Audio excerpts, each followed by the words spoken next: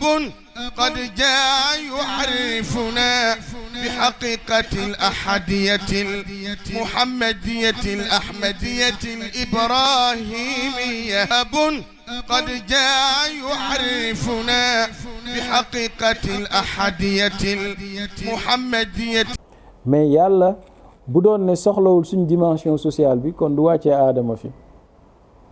comprendre ngeen du ñu wàccee ci kaw suuf ni challenge bi yëpp ci yàlla def ñu nit wàccee ñu fii mooy comment on agit en tant que régulateur social. kuntum xayra ummatin uxrijat linnaasi ta'muruuna bil maaruufi wa tanhawna anil munkar. yéenay meilleur des communautés bu yàlla mës a wàccee ci kaw suuf. lu tax? da ngeen di digle lu baax di tere lu bon, mais da ngeen ko digle lu baax di ko def, di tere lu bon te bàyyi ko. looloo tax yàlla def la ci kaw suuf. bi yàlla waxee dafay wàccee doomu aadama ci kaw suuf, lan la malaaka yi wax? seen préjugé mooy yàlla yaa ngi nar a def musiba, ndax ki ngay wàccee ci kaw suuf mission de régulateur social bi nga ko bugg a def mënu ko. ataj'alu fiha man yufsidu fiha wa yasfiku dimaa wa nahnu nusabbihu bihamdik wa nuqaddisu lak. xoolal tamit malaaka yi lu ñu tontu yàlla daf lay jàngalaa ne kon que diine ji c'est pas l'aspect rituel qui est le plus important, parce que malaaka yi ñoom dañoo jàpp ne comme ñoom ñu ngi jaamu yàlla dans l'excellence, yàlla warta doyee keneen koo xamante ne bu wàccee ci kaw suuf lu muy def dafay tuur deret, dafay yàq suuf. yàlla lu mu ci teg nekkul di leen justifier l'affaire inni alamu ma la taalamun, man xam naa yéen lu ngeen xamul, comprendre nga. donc affaire bi nekkul rek ci jaamu yàlla. après ma tegal ko ci ne ko gis nga Ibrahima dafa wax ne moom qul inna salaati wa nusuki wa mahyaaya wa mamaati lillahi rabbil alamin. gis nga li mu wax Ibrahima dafa ne salaati sama julli wa nusuki ak sama sacrifice yi may def rey xar yeeg nangam wa mahyaaya ak sama dundu geeg lépp maam tout ce qui gravite autour de ma vie sociale, wa mamaati ak sama déegi lillahi rabbil alamin ñeel na yàlla, comprendre nga. donc diine c'est un tout.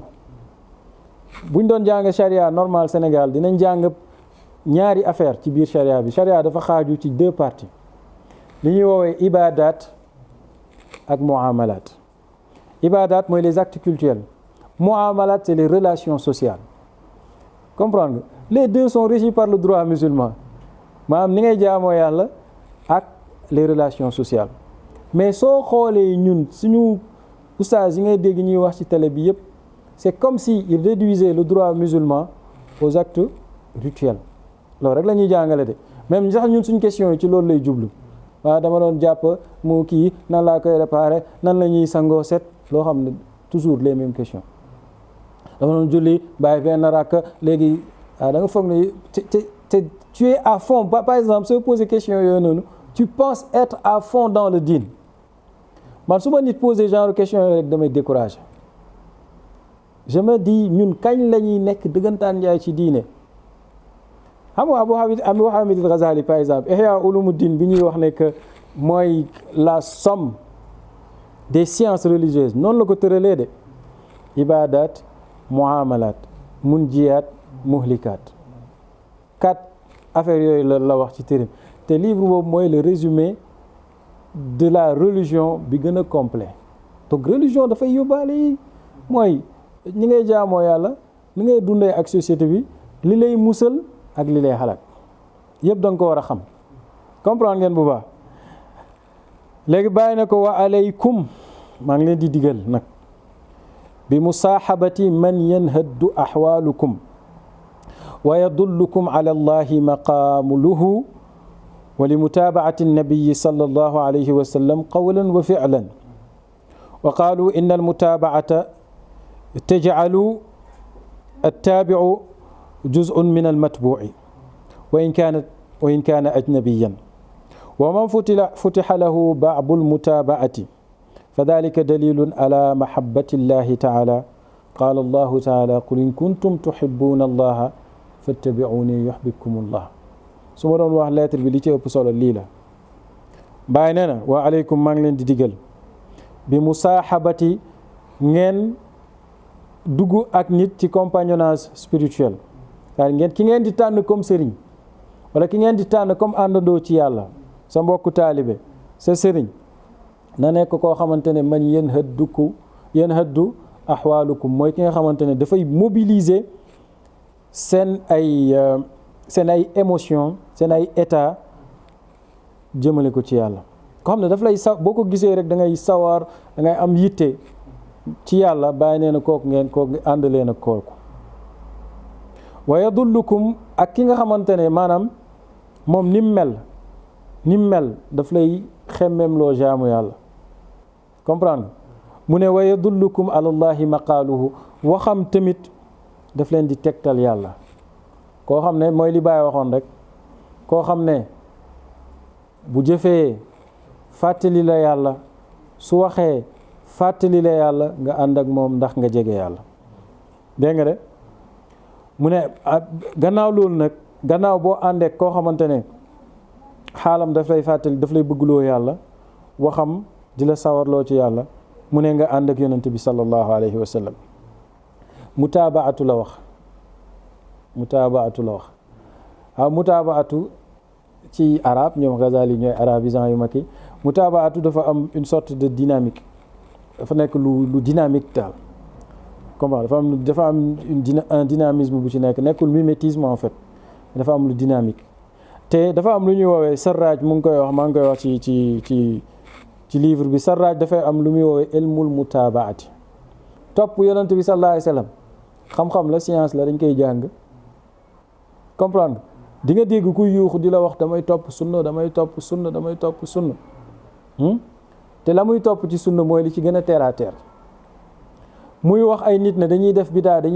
te ñoo ñooy topp sunna dëgg-dëgg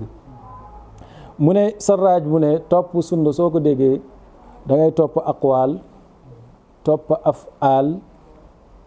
topp axwaal topp azwaaq loolu yombul de topp yonent bi ci ay waxam yomb na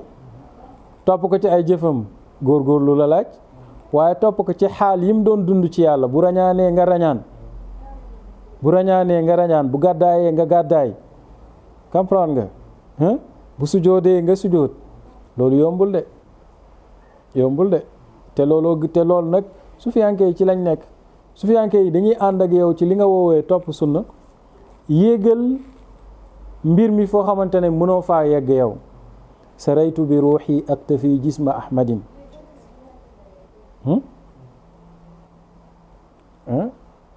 hunaalika talaasa ruuxu bil jismi faaniyan bàyyi nee na saraytu bi ruuxi dama rañaane sama ruux aktafi may xencu ilmul iqtifa la ñuy wax man itbaa laa wax sax iqtifa xencu yonantu sallallahu alayhi wa sallam ak itbaa du benn aktafi jisma ahmadin dama rañaane sama ruux maa ngi wër yaramu ahmad ba mu ne bàyyi ne ba ma yeggee foofu nag talaasa ruuxu bil jismi faaniya foofu yaram wi ak ruux bi daje nañ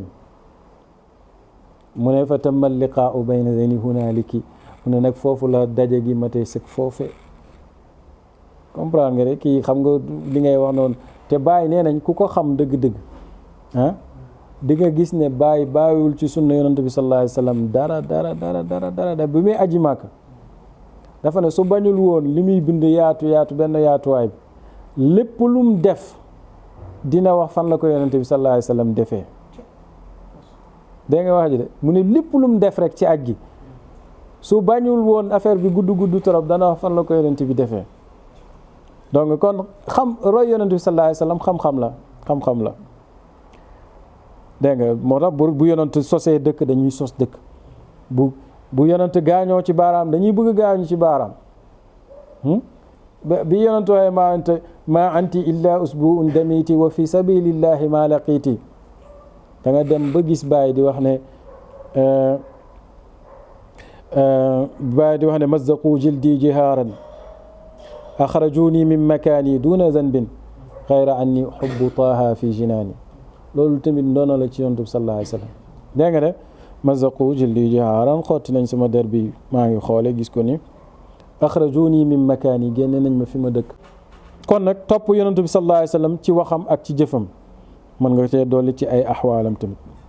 ñu ne topp li tax mu yéeme mooy ne topp daf lay def ngay xaaj ci ki nga topp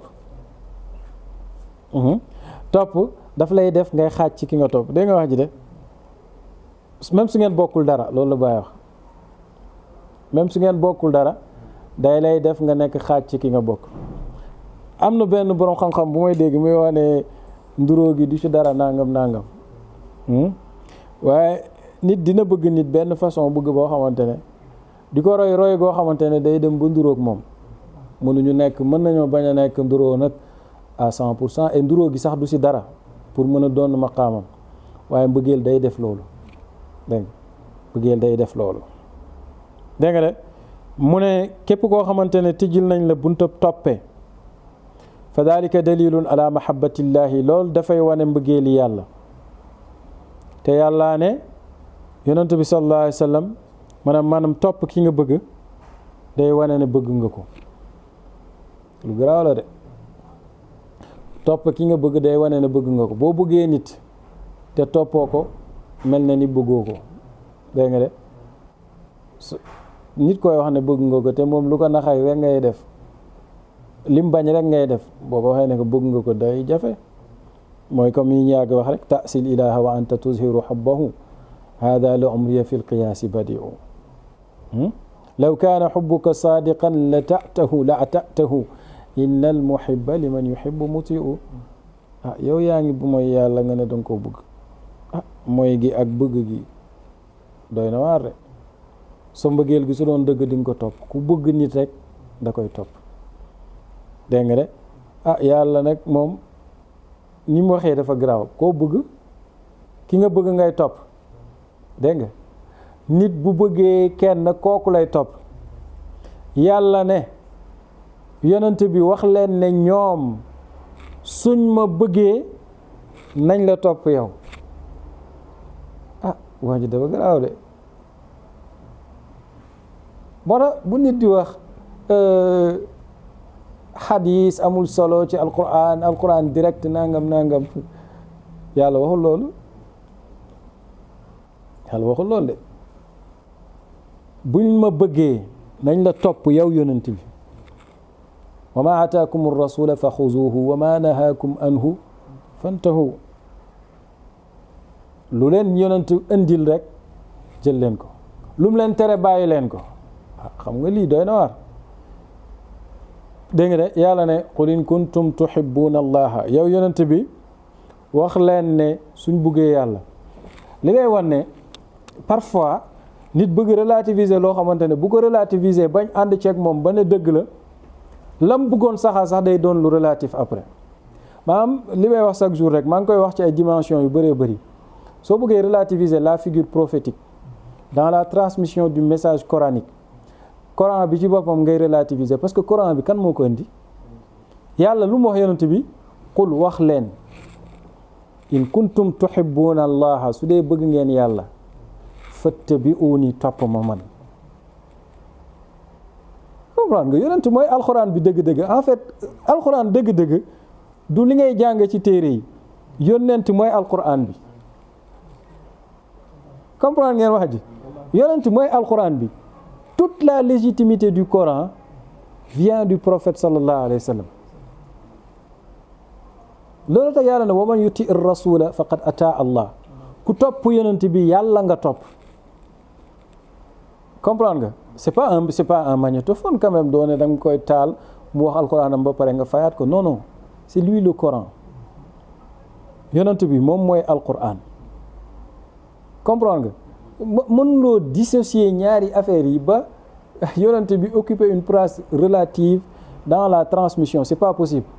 à moins que nga bañ a gëm yonent bi sallallahu alayhi wa sallam te waxoo ko ci kaw comprendre nga mais nit mënul valoriser alquran te du valoriser yonent bi comprendre nga nit mënul valoriser alquran te valoriser wul yonent bi nit tamit mënul valoriser yonent bi te valoriser wul alquran légitimité wu alquran mu ngi jóge ci légitimité yonent bi sallallahu alayhi wa sallam comprendre nga parfois les gens ils ont l'impression d'avoir compris le discours religieux, mais ils ne l'ont pas compris. C'est très charmant de dire, dans la relation avec le divin, soxlawoo intermédiaire. Mais prétention bu rëy la prétention bu rëy la c'est-à-dire que yow tu as un canal de communication avec le divin boo xamante ne soxlawoo ci kenn lii bu nekkee dëgg ci yow pour nga gëm yàlla du yomb xamoo ne bu dee mos nga tuuti yàlla xam ku mosul yàlla nag moom neexut a waxal bu dee mos nga tuuti yàlla di nga xam ne l'idée du divin qu'on a nous jógewul ci yàlla ci yonent bi la jóge soo xamee yàlla tuuti la de di nga xam ne ñun li ñuy cobee di ko wax ci yàlla yëpp jógewul ci yàlla ci yonent bi la jóge amul kenn ci ñun ko accéder ci yonent bi sallallahu alayhi wa sallam ci yàlla yonent bi sax c'est à voir donc yow ay ñun alquran kese nangam guddal ay wax yooyu yëpp ay waxi kesaw la rek ça en fait ça ne rime à rien dafa kiiwul dara te yàlla ci boppam moo koy wax ci alquran comprendre nga yàlla ci boppam moo koy wax ci alquran même bu ne man du ma nit kese du ma dara nit kese laa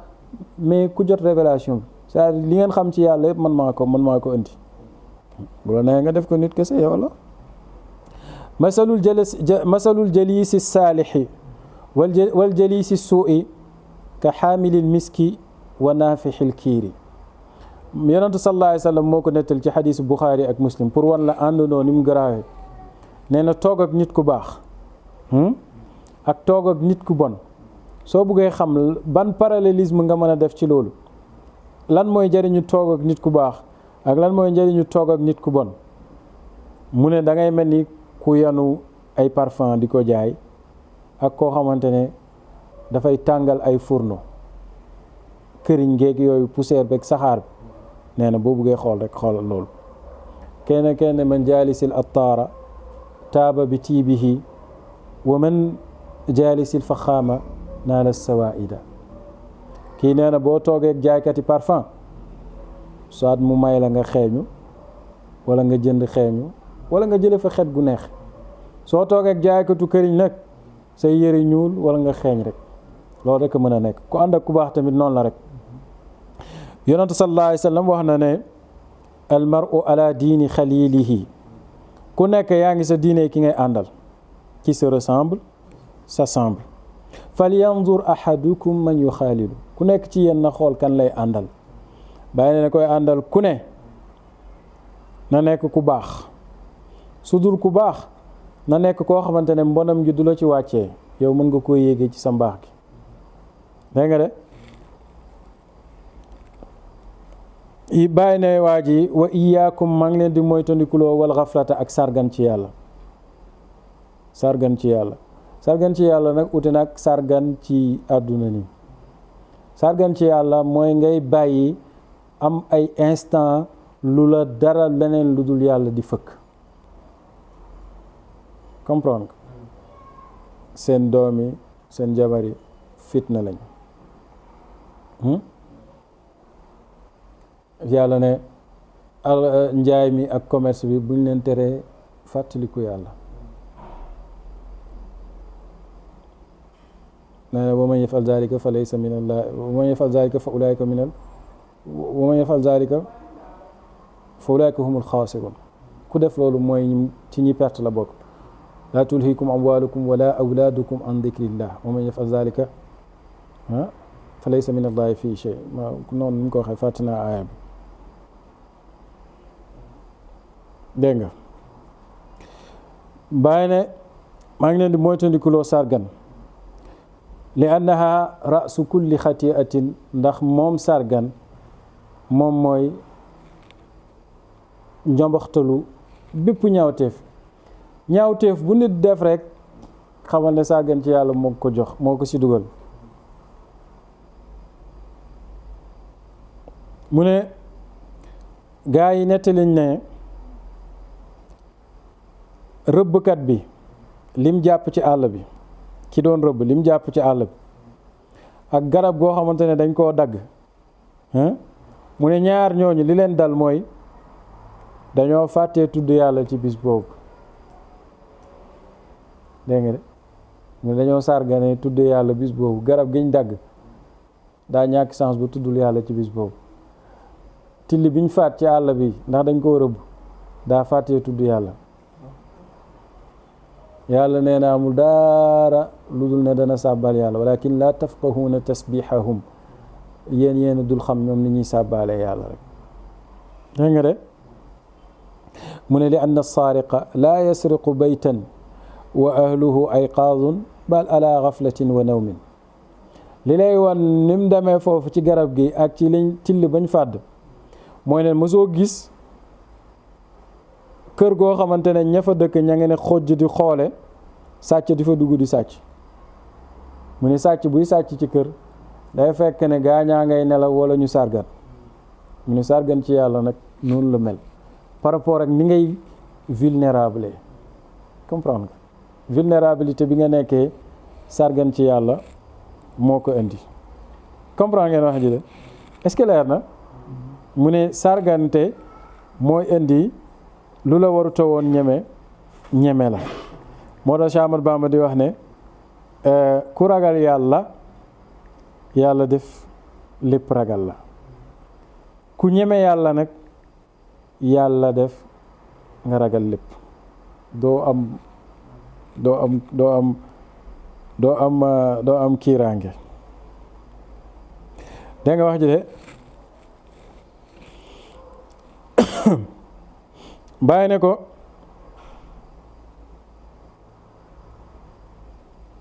bàyyi ne ko wa usikum maa ngi leen di digal bil muhaafazati ci moytandiku ala salawaati si julli yi fil jamaati ci mbooloo mi na ngeen wattu julli da leen def julli ci mbooloo mi aay bi ma fàtte woon moo ma doon ub sama bopp xam nga alquran dafa kii laa tulhikum amwalukum wala awlaadukum an dhikrillah wa man yaf'al dhalika fa ulaika humul khasirun wa anfiqu mimma razaqnakum min qabli an yatiya ahadakum al-mawt fa yaqula rabbi lawla akhadtani ila ajalin qaribin fa asaddaqa wa akun min as-salihin wa lan yuakhkhira allahu nafsan idha jaa ajaluha wallahu khabirun bima ta'malun yàlla nee na laa tulhikum bu mu leen sàgganloo amwaalukum seeni alal wala awlaadukum ak seeni doom an dhikrillah ci ngeen di tudd yàlla wa man yaf'al dhalika ku def loolu fa ulaika humul xaasirun ñooñu ñooy ñi nga xamante ne perte nañ dooga wa anfiqu mimma razaqnakum dépensé leen si liñ leen jox min qabli an yaatiya ahadakumul mawt dégg nga li yàlla wax xam nga dafa ne laa tulhikum amwaalukum wala awlaadukum an zikrillah seeni alal ak seen doom buñ leen teree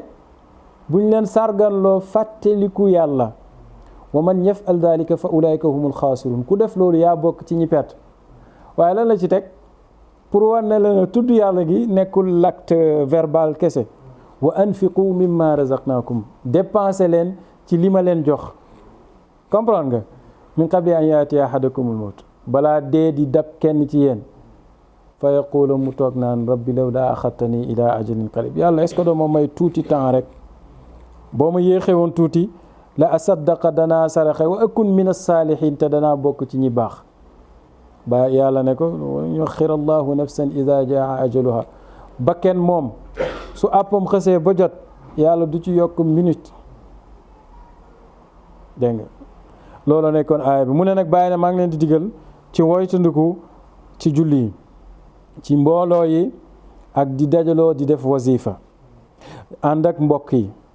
wa dawaami al amri lil ahbaabi alladina maakum bi imtisaali al awaamiri wa ijtinaabi nawaahi responsabilité muqaddam bi la nee na ko nga saxoo di digal mbokki taalibe yi ak soppe yi ànd ak yow